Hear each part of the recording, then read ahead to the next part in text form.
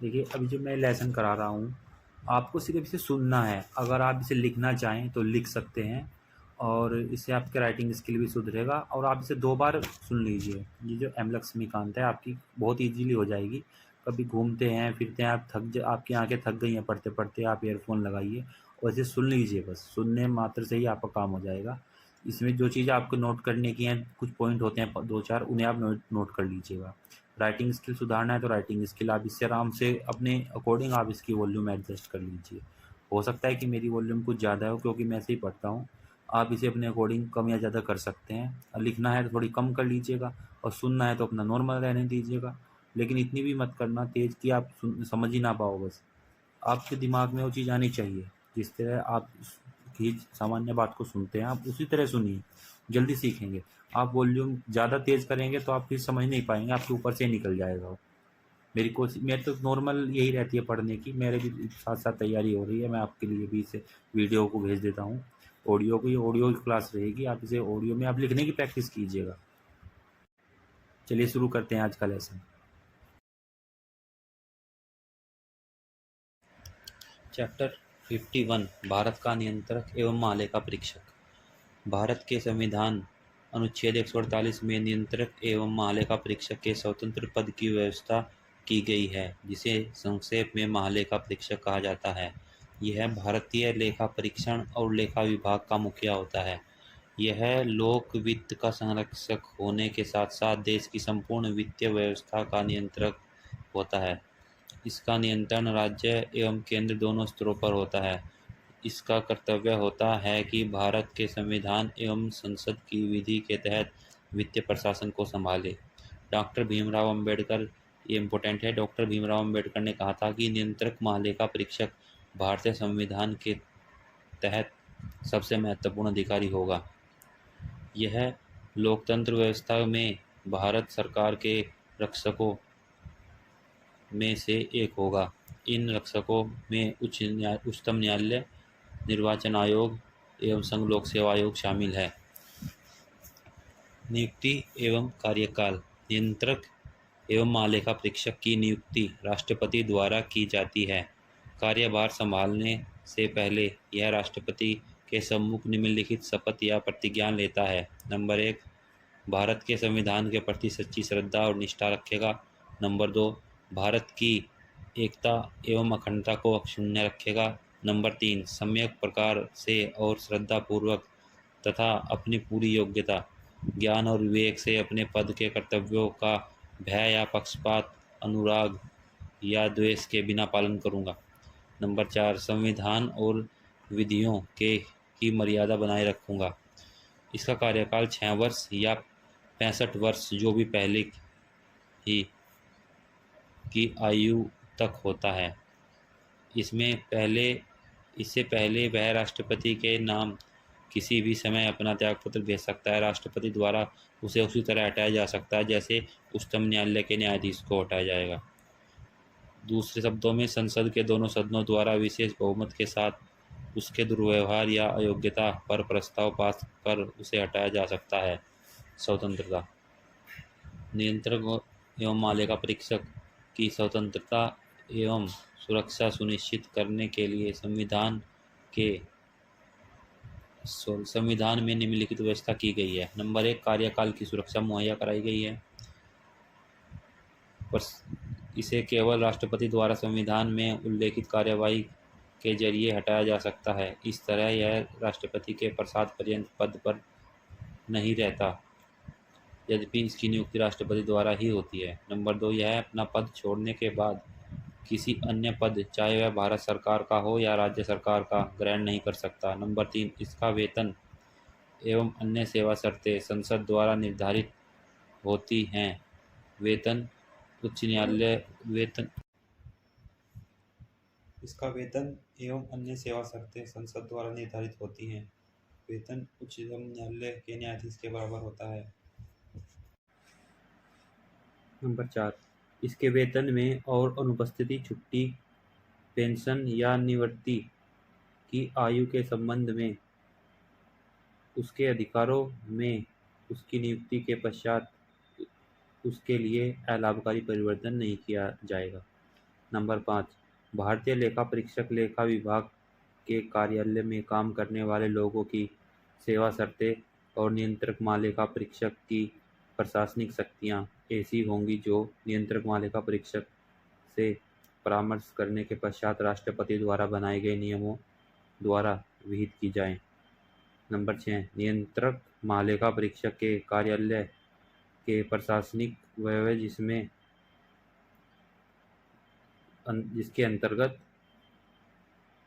उस कार्यालय में सेवा करने वाले व्यक्तियों को या उसके संबंध में संदेह सभी वेतन भत्ते और पेंशन हैं भारत की संचित निधि पर भारित होंगे, अतः इन पर संसद में मतदान नहीं हो सकता। कोई भी मंत्री संसद के दोनों सदनों में नियंत्रक महालेखा परीक्षक का प्रतिनिधित्व नहीं कर सकता है और कोई मंत्री उसके द्वारा किए गए किसी कार्य की जिम्मेदारी नहीं ले सकता।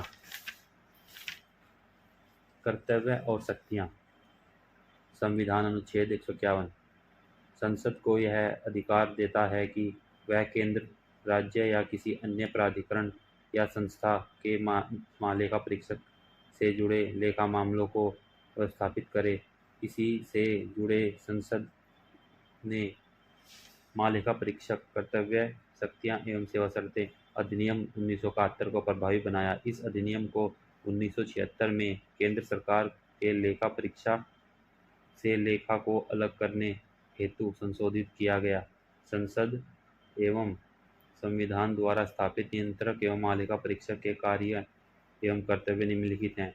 वह भारत की संचित निधि प्रत्येक राज्य की नंबर 1 है वह भारत की संचित निधि, प्रत्येक राज्य की संचित निधि और प्रत्येक संघ शासित प्रदेश जहां विधानसभा हो के सभी वह संबंधित लेखाओं की लेखा परीक्षा करता है। नंबर 2, वह भारत की संचित निधि और भारत के लोक लेखा सहित प्रत्येक राज्य की आकस्मिकता निधि और प्रत्येक राज्य के लोक लेखा से सभी व्यय की लेखा परीक्षा करता है। वह केंद्र सरकार और राज्य सरकारों के किसी विभाग द्वारा सभी ट्रेडिंग, विनिर्माण लाभ और हानि लेखाओं, तुल्य पत्रों और अन्य अनुषंगी लेखाओं की लेखा परीक्षा करता है। नंबर 4, वह केंद्र और प्रत्येक राज्य की प्राप्तियों और व्यय की लेखा परीक्षा स्वयं को यह संतुष्ट करने के लिए करता है कि राजस्व के कर निर्धारण, संग्रहण और उचित आवंटन पर प्रभावी निगरानी सुनिश्चित के नियम और प्रतिक्रिया निर्मित की गई हैं। नंबर 5, वह निम्नांकित प्राप्तियों और व्ययों का भी लेखा परीक्षा करता है। नंबर 1 यानी कि लिखा हुआ है, वे सभी निकाय एवं प्राधिकरण जिन्हें केंद्र या राज्य सरकारों से अनुदान मिलता है। नंबर 2, वह सरकारी कंपनियां एवं जब संबद्ध नियमों द्वारा आवश्यक हो वह अन्य नियमों एवं निकायों का लेखा परीक्षण। नंबर 6, ये 5 में थे तीनों पॉइंट बहस है। अब नंबर 6, वह ऋण निक्षेप निधि, जमा, अग्रिम बचत खाता और धन प्रेषण व्यवसाय से संबंधित केंद्रीय और राज्य सरकारों के सभी लेन देनों की लेखा परीक्षा करता है। वह राष्ट्रपति की स्वीकृति के साथ या राष्ट्रपति द्वारा मांगे जाने पर प्राप्तियों, स्टॉक लेखाओं और अन्यों की भी लेखा परीक्षा करता है। नंबर 7, वह राष्ट्रपति या राज्यपाल के निवेदन पर किसी अन्य प्राधिकरण के लेखाओं की भी लेखा परीक्षा करता है, उदाहरण के लिए स्थानीय निकायों की लेखा परीक्षा। नंबर 8, वह राष्ट्रपति को इस संबंध में सलाह देता है कि केंद्र और राज्यों की लेखा किस प्रारूप में रखे जाने चाहिए। नंबर 9, वह केंद्र सरकार के लेखों से संबंधित रिपोर्ट राष्ट्रपति को देता है जो उसे संसद के पटल पर रखते हैं। यह अनुच्छेद 51 में आ गई है। अनुच्छेद 51 में एक बात और कही गई है, वह राज्य सरकार के लेखों से संबंधित रिपोर्ट राज्यपाल को देता है जो विधानमंडल के पटल पर रखते हैं। अनुच्छेद 279, वह किसी पॉइंट 11 लिखेंगे अनुच्छेद 279, वह किसी कर या शुल्क की शुद्ध आगमों का निर्धारण और प्रमाणन करता है। उसका प्रमाण पत्र अंतिम होता है। शुद्ध आगमों का अर्थ है कर या शुल्क की प्राप्तियां, इसमें संग्रहण की लागत सम्मिलित न हो। नंबर 12, वह संसद की लोक लेखा समिति के गाइड, मित्र और मार्गदर्शक के रूप में कार्य करता है।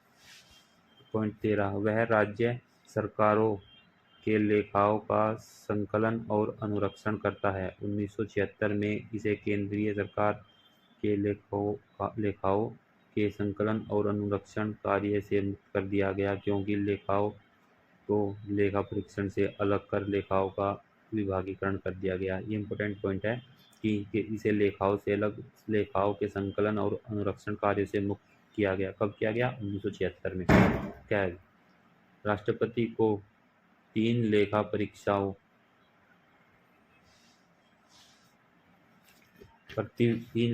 प्रतिवेदन प्रस्तुत करता है। विनियोग लेखाओं पर लेखा परीक्षा रिपोर्ट, वित्त लेखाओं पर लेखा परीक्षा रिपोर्ट और सरकारी उपक्रमों पर लेखा परीक्षा रिपोर्ट। राष्ट्रपति इन रिपोर्टों को संसद के दोनों सदनों के सभापटल पर रखता है। उसके उपरांत लोक लेखा समिति इनकी जांच करती है और इसके निष्कर्षों से संसद को अवगत कराती है। विनियोग लेखा वास्तविक खर्च की संसद की विनियोग अधिनियम के माध्यम से दी गई स्वीकृति के बीच तुलनात्मक स्थिति को सामने रखता है, जबकि वित्त लेखा परीक्षा प्राप्तियों और केंद्र सरकार की अदायगियों को प्रदर्शित करता है। भूमिका वित्तीय प्रशासन के क्षेत्र में भारत के संविधान और संसद विधि के अनुरक्षण के प्रति महालेखा परीक्षक उत्तरदायी होता है। कार्यकारी अर्थात मंत्रिपरिषद की संसद के प्रति वित्तीय प्रशासन का उत्तरदायित्व की लेखा परीक्षा रिपोर्ट के माध्यम से सुनिश्चित किया जाता है। महालेखा परीक्षक संसद का एजेंट होता है और उसी के माध्यम से खर्चों का लेखा परीक्षण करता है। इस तरह वह केवल संसद के प्रति जिम्मेदार होता है। महालेखा नियंत्रक एवं परीक्षक कैग को खर्चों की लेखा परीक्षा में प्राप्तियों, भंडारों तथा स्टॉक के लेखा परीक्षण की तुलना में कहीं अधिक स्वतंत्रता होती है, जबकि खर्च के संबंध में वह लेखा परीक्षा के विषय क्षेत्र को निश्चित करता है तथा स्वयं अपनी लेखा परीक्षा संहिताओं और नियमावलियों की रचना करता है। इसे अन्य लेखा परीक्षाओं को पूरा करने के लिए नियमावलियों के संबंध में कार्यकारी सरकार से स्वीकृति लेनी पड़ती है।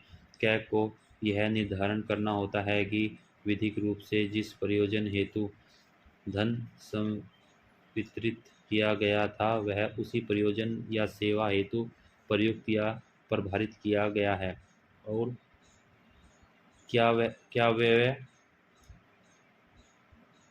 इस हेतु प्राधिकार के अनुरूप है। इस विधिक और विनियामक लेखा परीक्षा के अतिरिक्त कैग औचित्य लेखा परीक्षा भी करता है, अर्थात वह सरकारी व्यय की तर्कसंगतता, निष्ठा, मितव्ययिता की जांच भी करता है और ऐसे व्यय की व्यर्थता और दिखावे पर टिप्पणी भी करता है। तथापि विधि और विनियामक लेखा परीक्षा जो कैग पर बाध्यकारी है, औचित्य लेखा परीक्षा के विवेकानुसार है।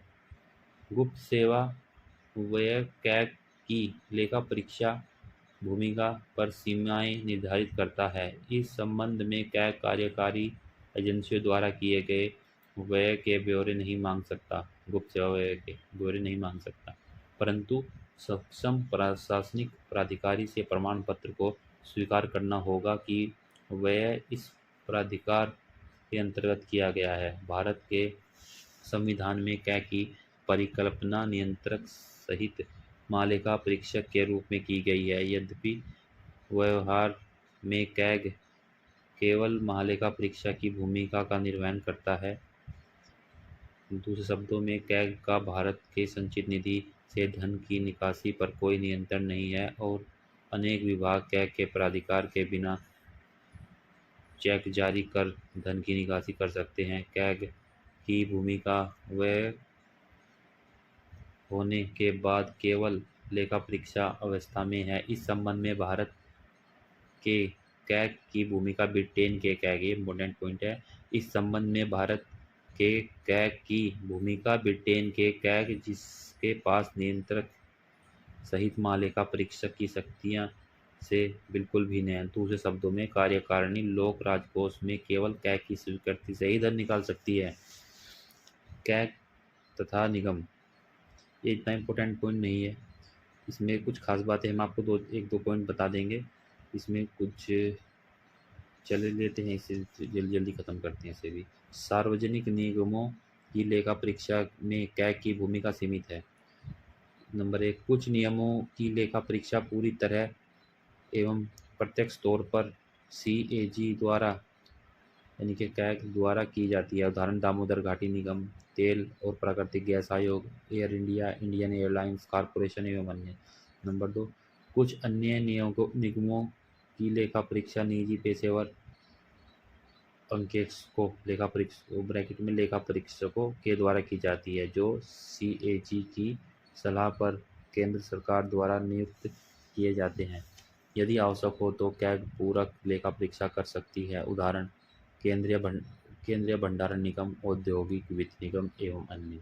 नंबर 3, कुछ अन्य निगमों की पूरी तरह निजी लेखा परीक्षा की जाती है। दूसरे शब्दों में, लेखा परीक्षा निजी पेशेवर अंकेक्षकों के द्वारा की जाती है तथा उसके सी कैग की कोई भूमिका नहीं होती। वे अपना वार्षिक प्रतिवेदन तथा लेखा सीधे संसद को प्रस्तुत करती है। उदाहरण, जीवन बीमा निगम, भारतीय रिजर्व बैंक, भारतीय स्टेट बैंक, भारतीय खाद्य निगम। 1968 में, ये इम्पोर्टेंट पॉइंट है, 1968 में कैग कार्यालय में के एक अंग के रूप में लेखा परीक्षा बोर्ड यानी कि ऑडिट बोर्ड की स्थापना की गई 1968 में, जिससे कि बाहरी विशेषज्ञों को विशेष उद्यमों जैसे इंजीनियरिंग, लौह एवं इस्पात, रासायनिक इत्यादि की लेखा परीक्षा के तकनीकी पक्षों का ध्यान रखा जा सके। इस बोर्ड की स्थापना भारतीय प्रशासनिक सुधार आयोग की अनुशंसाओं पर की गई थी। इसके एक अध्यक्ष तथा 2 सदस्य होते हैं, जो कि कैग द्वारा नियुक्त किए गए जाते हैं। एप्पलबाई की आलोचना पॉल एच एप्पलबाई ने भारतीय प्रशासन पर अपनी 2 रिपोर्टों में कैग की भूमिका की आलोचना की। इसके कार्य महत्व पर भी प्रश्न चिन्ह लगाया। उनकी राय दी कि कैग को लेखा परीक्षा के दायित्व से मुक्त कर देना चाहिए। भारतीय लेखा परीक्षा की उनकी आलोचना के निम्नलिखित बिंदु हैं। नंबर 1, भारत में कैग का कार्य वास्तव में औपनिवेशिक शासन की एक विरासत के रूप में है। नंबर 2, आज कैग निर्णय लेने तथा काम करने की बढ़ती अनिच्छा का प्राथमिक कारण है लेखा परीक्षा का दमनात्मक तथा नकारात्मक प्रभाव है। नंबर 3, संसद की लेखा परीक्षा को संसदीय दायित्व के महत्व को बढ़ा चढ़ाकर देखा जाता है, इसलिए संसद कैग के कार्यों को परिभाषित करने में विफल रही है, जैसा कि संविधान में उससे अपेक्षा की गई है। वास्तव में कैग का कार्य बहुत महत्वपूर्ण नहीं है। लेखा परीक्षक अच्छे प्रशासन के बारे में न तो जानते हैं, न ही उनसे ऐसी अपेक्षा की जा सकती है। नंबर 5, लेखा परीक्षक जानते हैं कि लेखा परीक्षा क्या होती है, लेकिन वह प्रशासन नहीं है। यह आवश्यक है, किंतु यह एक अत्यंत नीरस तथा सीमित परिप्रेक्ष्य एवं सीमित उपयोगिता वाला कार्य है। नंबर 4, किसी विभाग का उपसचिव अपने विभाग की समस्याओं के बारे में कैग तथा उसके समस्त कर्मचारियों से ज़्यादा जानता है। भारत के महालेखा परीक्षक महालेखा नियंत्रक एवं परीक्षक के संबंध में कुछ अनुच्छेद, मुख्य अनुच्छेद हैं। अनुच्छेद 148 भारत के नियंत्रक एवं महालेखा परीक्षक। अनुच्छेद 151 नियंत्रक महालेखा परीक्षक के कार्य और शक्तियाँ। अनुच्छेद 150 संसद तथा राज्यों में लेखा के प्रकार। 151 अंकेक्षण प्रतिवेदन।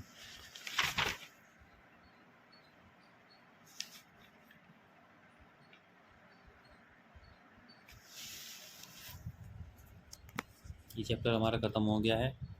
अगले चैप्टर को हम देखेंगे